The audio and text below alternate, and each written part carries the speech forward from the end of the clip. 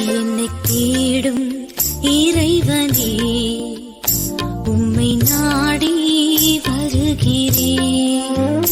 என்னை தேடும் இறைவனே, உம்மை நாடி வருகிறேன். ஜனவரி 23 இன்றைய தியானத்தின் தலைப்பு நீதிமான் ஒருவனாகிலும் இல்லை.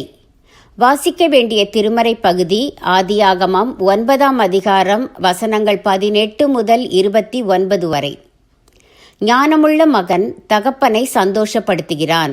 நீதிமொழிகள் 10:1.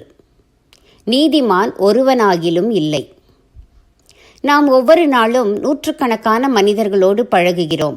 யாராயிருந்தாலும் அவர்களிடத்தில் நன்மையான காரியங்களும் உண்டு, ஒரு சில தீமைகளும் உண்டு. நம்மிடத்திலும் அப்படித்தான். நாம் நல்லவர்களாக இருக்க வேண்டும் என்று எவ்வளவு முயன்றாலும் ஏதோ ஒரு சில சமயங்களில் தவறிவிடுகிறோம். நீதிமானும் உத்தமனுமாயிருந்த நோவா, தேவனுக்கு கீழ்ப்படிந்த நோவா, ஜலப்பிரளயத்துக்கு பின் செய்த ஒரு தவறை குறித்து இப்பகுதியில் பார்க்கிறோம்.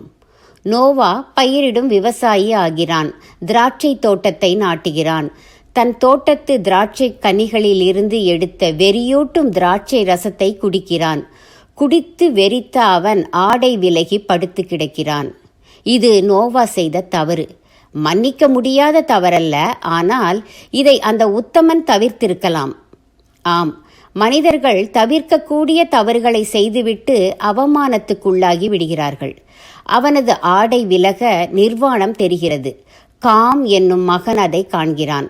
அவன் புத்திசாலியாய் இருந்தால் என்ன செய்திருக்க வேண்டும்?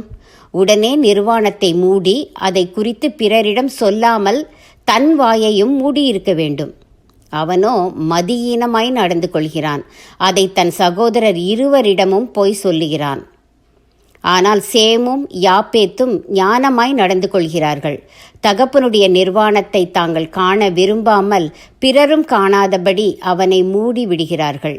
வெறி நீங்கிய நோவா இதை அறிந்து காம் அடக்கமாய் பிறர் அறியாதபடி செயலாற்றாமல் அண்ணன்மாரிடம் போய் சொன்னதை அறிந்து அவனை சபிக்கிறான். காம் செய்த இந்த தவறை தவறு என்று உணராமலே பலர் செய்து கொண்டிருக்கின்றனர். இன்னும் சிலர் தவறுதான் என்று அறிந்தும் மற்றவர்கள் குற்றத்தை தூற்றி திரிகிறார்கள். வெறும் வாய்க்கு மெல்வதற்கு அவல் கிடைத்தாற் போல பிறர் குற்றங்கள் இவர்களுக்கு பேசு பொருளாகி விடுகின்றன.